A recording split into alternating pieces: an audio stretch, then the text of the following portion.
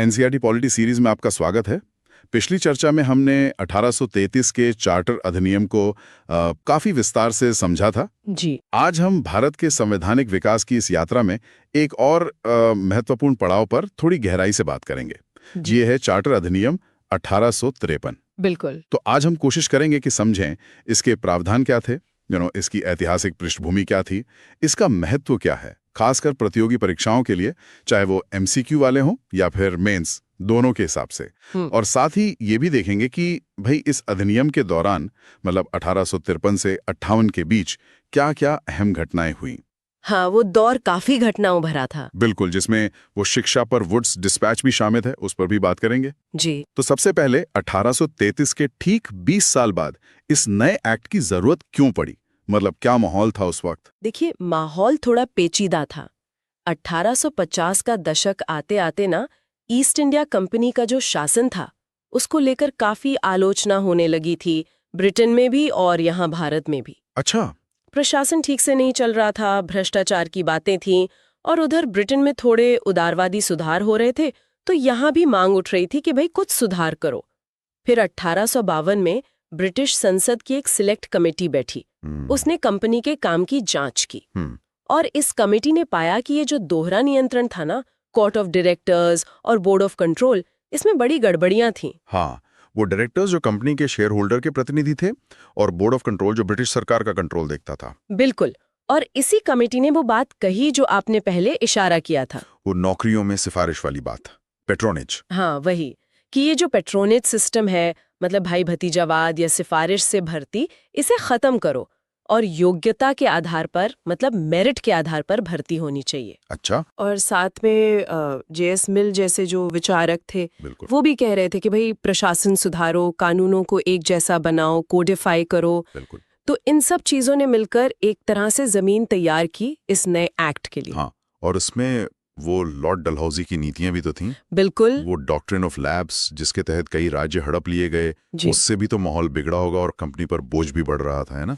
हाँ बिल्कुल, डलहौजी की विस्तारवादी नीतियों का बड़ा असर था और कंपनी का खर्चा और प्रशासन का बोझ दोनों बढ़ रहे थे। और शायद ब्रिटेन को अपने कारखानों के लिए कच्चा माल और बने हुए माल के लिए बाजार चाहिए था, तो उसके लिए भी एक ज्यादा स्टेबल, ज्यादा कुशल शासन जरूरी लगा हो गया। ये भी एक एंगल बिल्कुल था, आर्थिक कारण हमेशा मौजूद रहते हैं। अच्छा, तो चलिए बातें इसके प्रावधानों पर। क्या खास था इस 1853 के एक्ट में, क्या बड़े बदलाव हुए? देखिए, इसमें कई महत्वपूर्ण बातें थीं, एक एक करके समझते हैं। पहला तो ये कि चार्टर रिन्यू किया गया, कंपनी का शासन आगे बढ़ाया गया, लेकिन इस बार कोई फिक्स टाइम नहीं दिया जैसे पहले 20 साल के लिए होता था। अच्छा, ये तो नई बात थी। हाँ, कहा गया कि कंपनी जो है वो क्राउन के ट्रस्ट के तौर पर भारत पर शासन करेगी जब तक ब्रिटिश संसद कुछ और न चाहे। तो ये एक तरह का इशारा था कि भाई तुम्हारा पत्ता कभी भी कट सकता है। मतलब कंपनी रूल का अंत नजदीक आ रहा था। बिल्कुल, और असल में ये आखिरी चार्टर एक्ट ही साबित हुआ। व्यापार तो वो पहले ही खो चुके थे 1833 में। दूसरा और शायद सबसे ज्यादा चर्चा में रहने वाला पॉइंट, खुली सिविल सेवा प्रतियोगिता, आईसीएस के लिए। हाँ, ये तो बहुत बड़ा कदम माना जाता है। बिल्कुल, प्रशासन में ये बड़ा बदलाव था। अब इंडियन सिविल सर्विस यानी आईसीएस में भर्ती के लिए खुली कंपटीशन परीक्षा होगी। इससे जो कोर्ट ऑफ डायरेक्टर्स का वो था ना कि अपने लोगों को लगा दो, वो पेट्रोनेज सिस्टम खत्म हो गया।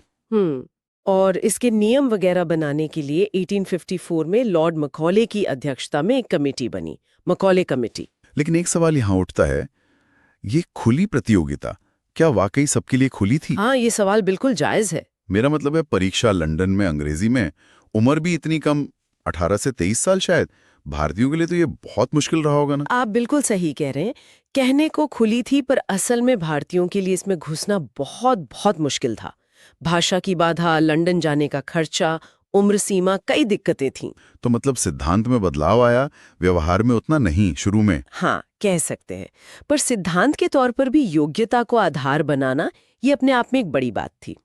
पहली परीक्षा 1855 में हुई थी लंदन में। ठीक है। और क्या था इसमें? तीसरा बड़ा बदलाव था शक्तियों के पृथक्करण की तरफ एक कोशिश। जो गवर्नर जनरल की काउंसिल थी ना, हाँ, जो कानून भी बनाती थी और शासन भी चलाती थी। बिल्कुल। तो पहली बार उसके विधायी कामों को यानी कानून बनाने वाले कामों को और कार्यकारी कामों को यानी शासन चलाने वाले कामों को अलग किया गया। कानून बनाने के काम के लिए काउंसिल में 6 नए मेंबर जोड़े गए। इनको लेजिस्लेटिव काउंसलर्स कहा गया। अच्छा, 6 नए सदस्य। हाँ, तो गवर्नर जनरल की काउंसिल का साइज बढ़ गया और जब ये कानून बनाने के लिए बैठती थी तो इसे इंडियन लेजिस्लेटिव काउंसिल यानी भारतीय विधान परिषद कहा जाने लगा। तो ये एक तरह की छोटी संसद जैसी बन गई। हाँ, कह सकते हैं इसे मिनी पार्लियामेंट भी कहा जाता था।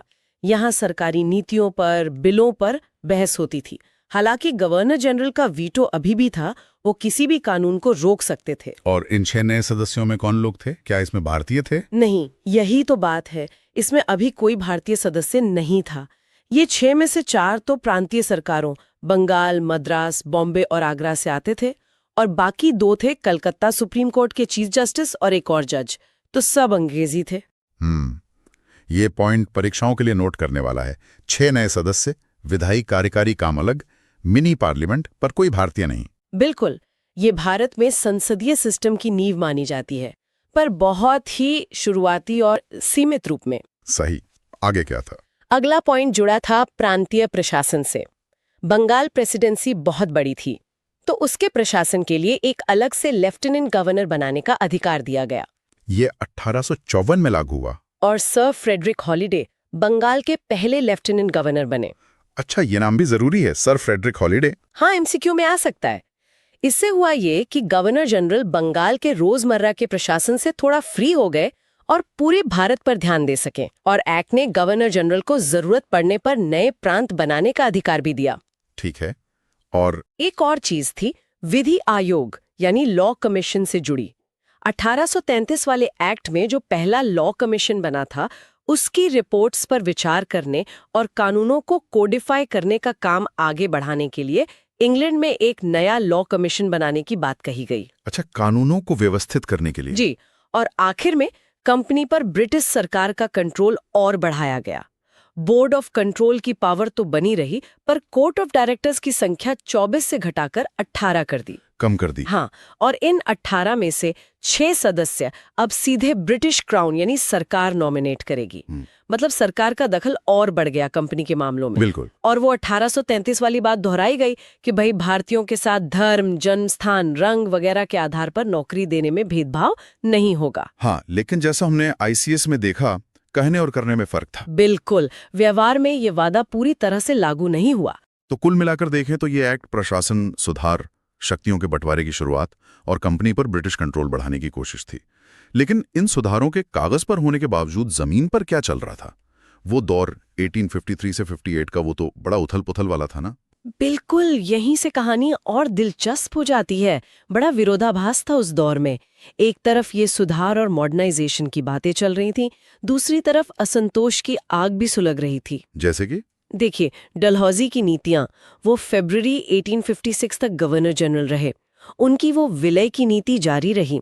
डॉक्ट्रिन ऑफ लैप्स के तहत झांसी 1853, नागपुर 1854 और भी राज्य मिला लिए गए। और 1856 में अवध का विलय, वो तो खूह शासन के आरोप में किया गया। हाँ, अवध का विलय तो बहुत विवादास्पद था। बिल्कुल, और इसने उत्तर भारत में खासकर फौज में बहुत गुस्सा पैदा किया, क्योंकि अवध से बहुत सारे सैनिक ब्रिटिश फौज में थे। फिर इसी दौर में बुनियादी ढांचे का विकास भी तेजी से हुआ, ये भी याद रखना जरूरी है। हाँ, जैसे रेलवे। हाँ, भारत की पहली पैसेंजर ट्रेन 16 अप्रैल 1853 बॉम्बे से ठाणे, ये तारीख तो रट लीजिए। बिल्कुल। पहली टेलीग्राफ लाइन भी 1853 में ही कलकत्ता से आगरा के बीच शुरू हुई। कम्युनिकेशन एकदम बदल गया इससे। 1854 में पोस्ट ऑफिस एक्ट आया। पूरे देश में एक समान कम रेट पर डाक सेवा शुरू हुई। पोस्टेज स्टैम्प्स आए। अच्छा। और 1854 में ही central public works department CPWD बना। सड़कें, पुल, नहरें बनाने का काम थोड़ा सिस्टमैटिक हुआ। ये सब तो बड़े काम थे। ये तारीखें और घटनाएं परीक्षाओं के लिए बहुत महत्वपूर्ण है। बिल्कुल। फिर शिक्षा में वुड्स डिस्पैच 1854 आया, जिस पर हम अभी बात करेंगे। कुछ सामाजिक सुधार भी हुए, जैसे 1856 में हिंदू विधवा पुनर्विवाह एक्ट पास हुआ। ईश्वर चंद्र विद्यासागर का बड़ा रोल था इसमें। हाँ, ये भी एक अहम कानून था। लेकिन साथ साथ तनाव बढ़ाने वाली चीजें भी हो रही थीं। 1856 में जनरल सर्विस एनलिस्टमेंट एक्ट आया। इसने बंगाल आर्मी के नए सिपाहियों के लिए जरूरी कर दिया कि अगर हुक्म हो तो समुंदर पार भी जाना पड़ेगा लड़ने। और ये सिपाहियों को पसंद नहीं आया। बिल्कुल नहीं। कईयों ने इससे अपने धर्म और जाति पर हमला माना। और इसी माहौल में वो चर्बी वाले कारतूसों की अफवाह फैली। जिसने आग में घी का काम किया। हाँ, और इन सब कारणों ने मिलकर राजनीतिक गुस्सा, आर्थिक परेशानी, धर्म समाज की चिंताएं, फौज की शिकायतें, वो माहौल बनाया जिससे 10 मई 1857 को मेरठ से वो बड़ा विद्रोह शुरू हुआ। ये देखना वाकई अजीब है कि एक तरफ रेलवे, टेलीग्राफ जैसा मॉडर्नाइजेशन हो रहा है और दूसरी तरफ विलय और दूसरी नीतियों से इतना गुस्सा बढ़ रहा है कि वो विद्रोह का रूप ले लेता है। लगता है 1853 के एक्ट के जो सुधार थे वो जमीनी हकीकत को संभाल नहीं पाए। हाँ, ऐसा ही लगता है। सुधार अपनी जगह थे, लेकिन शायद वो लोगों के असल मुद्दों और गुस्से को शांत करने के लिए काफी नहीं थे, या शायद गलत दिशा में थे। चलिए अब थोड़ा फोकस करते हैं शिक्षा पर। वुड्स डिस्पैच ऑफ 1854, इसे अक्सर भारतीय शिक्षा का मैग्ना कार्टा कहा जाता है। ऐसा क्यों कहते हैं? क्या खास था इसमें इतना? इसे मैग्ना कार्टा इसलिए कहते हैं क्योंकि इसने पहली बार ब्रिटिश इंडिया में एजुकेशन के लिए एक बहुत ही कॉम्प्रिहेंसिव, मतलब एक पूरी व्यवस्थित पॉलिसी सामने रखी। इससे पहले जो कोशिशें थीं वो थोड़ी बिखरी हुई थीं। सर चार्ल्स वुड, जो उस वक्त बोर्ड ऑफ कंट्रोल के प्रेसिडेंट थे, उनके नाम पर यह डिस्पैच जारी हुआ। अच्छा, तो क्या थी इसकी मुख्य सिफारिशें? कई अहम बातें थीं। पहली तो शिक्षा का मकसद क्या हो। साफ कहा गया कि भाई भारतीयों को यूरोपियन ज्ञान, विज्ञान, फिलॉसफी, लिटरेचर से परिचित कराना है ताकि उनका बौद्धिक, नैतिक विकास हो। और साथ ही एक ऐसा क्लास तैयार करना है जो एडमिनिस्ट्रेशन में निचले लेवल पर, जैसे क्लर्क वगैरह, काम कर सके और सरकार का वफादार हो। और एक जरूरी बात, इसने वो जो पहले थ्योरी चलती थी ना, डाउनवर्ड फिल्ट्रेशन थ्योरी, हाँ, कि ऊंचे तबके को पढ़ा दो, ज्ञान छनकर नीचे तक पहुंच जाएगा। बिल्कुल। तो इस डिस्पैच ने उसे ऑफिशियली रिजेक्ट कर दिया। कहा कि शिक्षा आम लोगों तक पहुंचानी है। ये तो बड़ा बदलाव था सोच में। के लिए देसी भाषाओं, वर्नाक्युलर लैंग्वेजेस को भी बढ़ावा देना जरूरी है। अच्छा, दोनों को जगह दी? जी। फिर एक ऑर्गेनाइजेशनल स्ट्रक्चर सुझाया कि हर प्रांत में एक अलग डिपार्टमेंट ऑफ पब्लिक इंस्ट्रक्शन हो, जिसका हेड एक डायरेक्टर, डीपीआई हो। स्कूलों का एक सिस्टम होनी चाहिए। प्राइमरी स्कूल देसी भाषा में, फिर मिडिल और हाई स्कूल एंग्लो वर्नाक्युलर, फिर कॉलेज। और प्राइवेट स्कूलों और कॉलेजों को, चाहे वो मिशनरी हों या भारतीयों के, उनको सरकारी मदद यानी ग्रांट्स एंड एड देने का सिस्टम शुरू करने की सिफारिश की। अच्छा, मतलब सरकार प्राइवेट स्कूलों को पैसा देगी? हाँ, कुछ शर्तों पर, जैसे कि वो सेक्युलर एजुकेशन दे और सरकारी इंस्पेक्शन के लिए तैयार हो। ठीक है। और हायर एजुकेशन के लिए प्रेसिडेंसी शहरों कलकत्ता, बॉम्बे, मद्रास में लंदन यूनिवर्सिटी के मॉडल पर यूनिवर्सिटी बनाने की सिफारिश की। ये यूनिवर्सिटीज मुख्यतः परीक्षा लेना और कॉलेज को एफिलिएशन देने का काम करेंगी, माने मुख्यतः एग्जामिनेशन बॉडी होने का काम था। और ये यूनिवर्सिटीज बनी भी? हाँ, बिल्कुल। इसी सिफारिश पर 1857 में ही इन तीनों जगह यूनिवर्सिटी स्थापित हुई। ये भी बहुत जरूरी फैक्ट है। 1857 यानी विद्रोह वाले साल में ही? जी हाँ।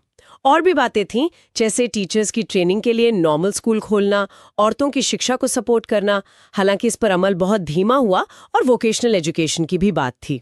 तो वाकई ये शिक्षा के क्षेत्र में एक मील का पत्थर था। इसने आने वाले कई दशकों तक भारत की शिक्षा व्यवस्था की दिशा तय की। हाँ, और इसने वो पढ़े लिखे भारतीयों का एक नया वर्ग भी तैयार किया, जिसने बाद में नेशनल मूवमेंट में बहुत अहम भूमिका निभाई। तो फिर इन सब बातों का निचोड़ क्या निकालें? संवैधानिक नजरिए से देखें तो 1853 के इस एक्ट का क्या महत्व रहा, क्या सफल रहा, क्या कमियां रहीं? देखिए, इसका मूल्यांकन करें तो संवैधानिक महत्व तो है इसका। इसने वो लेजिस्लेटिव काउंसिल बनाकर, भले ही वो जैसी भी थी, भारत में विधायिका की नींव डाली। शक्तियों के बंटवारे का सिद्धांत लाया। आईसीएस में खुली प्रतियोगिता शुरू करके योग्यता आधारित प्रशासन की तरफ कदम बढ़ाया। और कंपनी पर ब्रिटिश सरकार का कंट्रोल बढ़ाया, जिससे आगे चलकर 1858 में सत्ता सीधी क्राउन को सौंपने का रास्ता साफ हुआ। और सफलताएं? क्या कहेंगे, सफलताएं यही थीं। आईसीएस कंपटीशन की शुरुआत, विधायिका को कार्यपालिका से अलग करना, बंगाल के लिए अलग लेफ्टिनेंट गवर्नर बनाना भी एक प्रशासनिक सुधार था। और कमियां? सबसे बड़ी कमी तो शायद वही विद्रोह वाली बात है। हाँ, बिल्कुल। सबसे बड़ी आलोचना यही होती है कि ये 1857 के विद्रोह को रोक नहीं पाया। ये उन गहरे कारणों को एड्रेस नहीं कर पाया जो लोगों में गुस्सा भर रहे थे। लेजिस्लेटिव काउंसिल में किसी भारतीय को नहीं रखा गया। ये पूरी तरह अंग्रेजों की सभा बनी रही। भारतीय रिप्रेजेंटेशन तो 1861 के एक्ट से शुरू हुआ। सही। एक्ट ने भारत के जो गंभीर आर्थिक मुद्दे थे, किसानों की हालत, हैंडीक्राफ्ट्स का खत्म होना, इन पर कोई ध्यान नहीं दिया। सांस्कृतिक चिंताएं भी नजरअंदाज की। गवर्नर जनरल की पावर अभी भी बहुत ज्यादा थी, सेंट्रलाइजेशन बना रहा। और सबसे बड़ी बात, जैसा आपने कहा, विद्रोह की वजह से इसका जीवन बहुत छोटा रहा। मुश्किल से 4-5 साल ही ठीक से चल पाया। तो मतलब विद्रोह ने इस एक्ट की कहानी समय से पहले ही खत्म कर दी? हाँ बिल्कुल। 1857 के विद्रोह के बाद ब्रिटिश पार्लियामेंट को लगा कि भाई अब कंपनी के जरिए शासन चलाना मुमकिन नहीं है। इसीलिए गवर्नमेंट ऑफ इंडिया एक्ट 1858 पास किया गया। उसने ईस्ट इंडिया कंपनी का शासन खत्म किया और भारत का शासन सीधे ब्रिटिश क्राउन यानी महारानी विक्टोरिया के हाथ में आ गया। अच्छा, तो इस पर हम अगली बार बात करेंगे। जी, अगली चर्चा उसी पर होगी। चलिए, तो जो श्रोता नोट्स बना रहे हैं उनके लिए फटाफट मुख्य बिंदु दोहरा देते हैं। जरूर। तो याद रखने लायक बातें। एक्ट, चार्टर एक्ट 1853, ये आखिरी चार्टर एक्ट था। मुख्य बातें, कंपनी का चार्टर अनिश्चित काल के लिए रिन्यू, क्राउन के ट्रस्टी के तौर पर। आईसीएस के लिए खुली प्रतियोगिता, Macaulay committee 1854, Indian legislative council बनी, 6 नए सदस्य, विधायी काम अलग। बंगाल के लिए lieutenant governor sir Frederick Halliday 1854, court of directors की संख्या 18 हुई, 6 क्राउन नॉमिनेटेड। 1853-58 के खास घटनाक्रम, डलहौजी के विलय, झांसी 53, नागपुर 54, अवध 56, पहली passenger railway Bombay Thane 16 April 1853, पहली telegraph line Calcutta Agra 1853, post office act 1854, PWD 1854, Wood's despatch 1854, विधवा पुनर्विवाह act 1856, general service enlistment act 1856, Calcutta, Bombay, Madras universities बनी 1857 और 1857 का विद्रोह शुरू 10 मई 1857। ठीक है। महत्व, भारत में पार्लियामेंट्री सिस्टम और मेरिट बेस्ड एडमिनिस्ट्रेशन की शुरुआत, विद्रोह के बाद कंपनी राज खत्म, वुड्स डिस्पैच 1854, भारतीय शिक्षा का मैग्ना कार्टा, यूनिवर्सिटीज बनी, grant Senate system, English plus देशी भाषाओं में पढ़ाई की बात, डाउनवर्ड फिल्ट्रेशन थ्योरी खत्म। बहुत बढ़िया। और इसी के साथ चार्टर अधिनियम 1853 और उसके दौर की अहम घटनाओं पर हमारी ये बातचीत यहीं खत्म होती है। बस एक आखिरी बात कहना चाहूंगी। जी, इस एक्ट का मकसद तो था प्रशासन सुधारना, स्टेबिलिटी लाना, पर हमने देखा कि इसी दौर में एक तरफ तो कमाल का तकनीकी विकास हुआ, रेल, तार वगैरह, और दूसरी तरफ इतना बड़ा असंतोष और विद्रोह भी हुआ। ये सोचने की बात है कि अगर इस एक्ट में एडमिनिस्ट्रेटिव एफिशिएंसी के साथ साथ भारतीयों की उम्मीदों, उनके असल प्रतिनिधित्व को थोड़ी और जगह दी होती, तो क्या 1857 वैसे ही होता या भारत का इतिहास कुछ और होता? ये सोचने वाली बात है जरूर। और अगर श्रोता पूरी पॉलिटी सीरीज और साथ ही भारत का इतिहास भी एक व्यवस्थित तरीके से कवर करना चाहते हैं, तो हमारी प्लेलिस्ट जरूर देखें। वहां आपको इन सब विषयों का एकदम स्पष्ट और स्ट्रक्चर्ड कवरेज मिलेगा। यदि आपको ये चर्चा उपयोगी लगी हो तो प्लीज इसे शेयर करें, सब्सक्राइब करें और लाइक भी करें। आपके सुझाव और सवाल कमेंट्स में हमेशा वेलकम है। मिलते हैं अगले सेशन में।